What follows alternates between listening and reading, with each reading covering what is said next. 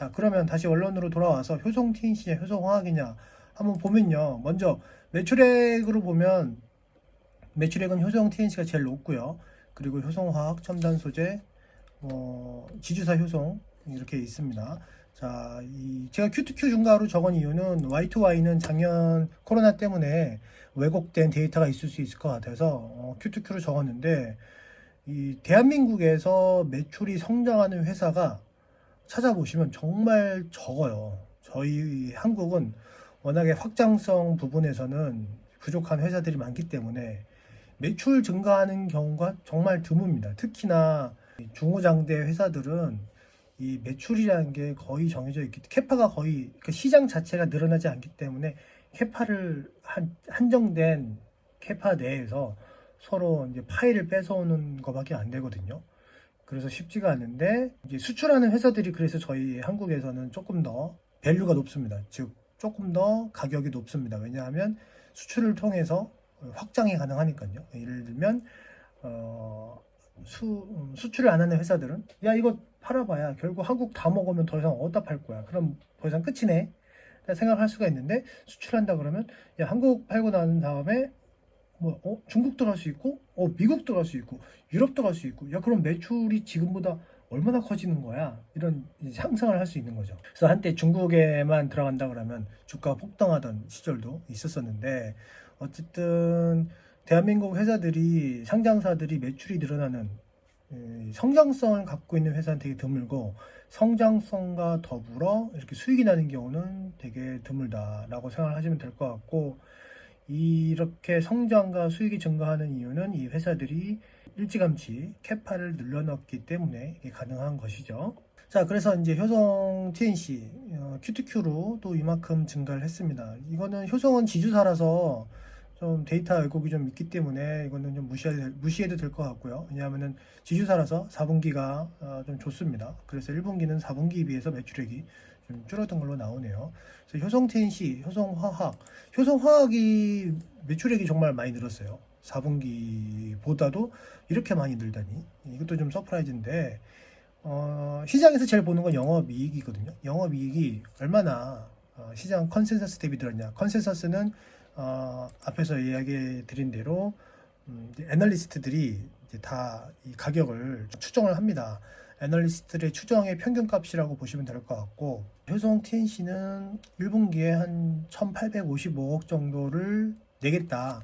이게 이제 평균이었던 거죠. 그런데 실제 어제 공시가 나왔더니 2467억을 했습니다. 이 말은 시장에서 예측한 것보다 무려 33%가 늘어났다는 얘기죠. 이게 엄청난 거거든요.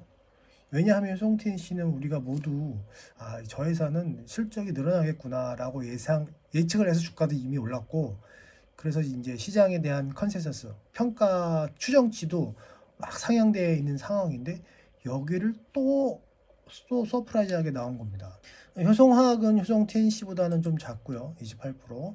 효성 첨단 소재가 효성 TNC랑 좀 비슷하게 나왔습니다. 지주사 효성은 엄청나게 높게 나왔고요. 그래서 저희가 볼 때는 이 서프라이즈이 사실 되게 중요한데, 이게 시장에서 바라보는 주가가 있다면 그 시장에서 바라보는 주가가 한 단계 레벨업 하려면 결국 시장에서 예상하는 이익보다 더 많은 이익을 내야 돼요. 다시 말씀드리면 주가가 10,000원인 이유는 이 회사가 1년에 한 100억 벌 것 같아서 10,000원으로 했는데, 1분기를 보니 이 회사는 150억을 벌겠구나 예측을 하는 순간 주가가 10,000원에서 쉽게 말해서 그냥 단순하게 50% 15,000원으로도 갈 수 있다는 얘기죠. 반대로 시장에서 100억을 예측을 해서 주가가 10,000원이었는데, 원래는 시총인데 여기 주린이 분들이 많이 있어서 주가로 얘기할게요. 시총으로 또 얘기하면 헷갈려 하는 분들이 있을 것 같으니까, 100억이었는데 이 회사가 1분기 실적이 나왔더니 뭔가 안 좋은 일이 생겨서 실적이 빠졌어요. 그래서 이걸 이 1분기를 기준으로 예상을 해보니 1분기 1년에 100억이 아니라 한 80억이 나올 것 같다. 그러면 주가는 10,000원에서 8,000원으로 줄어들 수 있다는 얘기죠. 그렇기 때문에 이 컨센서스를 시장에서 기대하는 기대하는 추정치를 넘어서는 게 중요하다라고 말씀드릴 수 있을 것 같습니다. 그리고 영업이익도 보면 Q2Q로 보면 Y2Y는 제가 뺐는데, 왜냐하면 역시나 작년 1분기는 워낙 저조해서 뺐고, Q2Q를 보면 효성 TNC는 90%, 효성 화학이 매출액도 크게 늘었는데 이익도 4분기보다 엄청나게 증가를 했습니다. 이것만 보면 서프라이즈율은 효성 화학이 좀 낮지만 Q2Q를 보면 또 엄청나게 증가를 했거든요. 그래서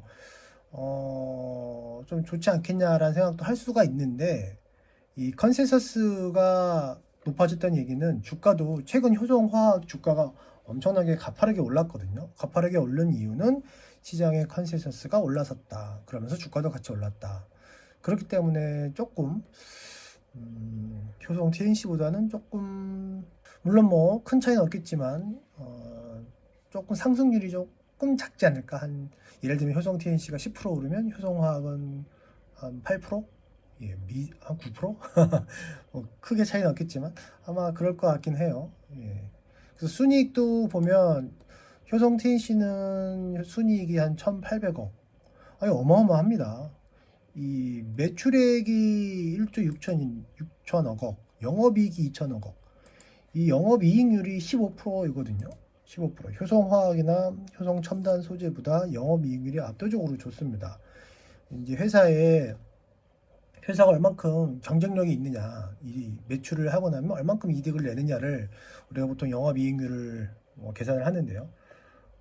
또 뭐 ROE도 있고 ROA도 있고 여러 가지 지표가 있는데, 간단하게 영업이익률만 봐도 이 회사가 마진을 많이 남기는 회사, 즉 이 비싸게 팔 수 있는 회사라고 생각을 하시면 되겠죠.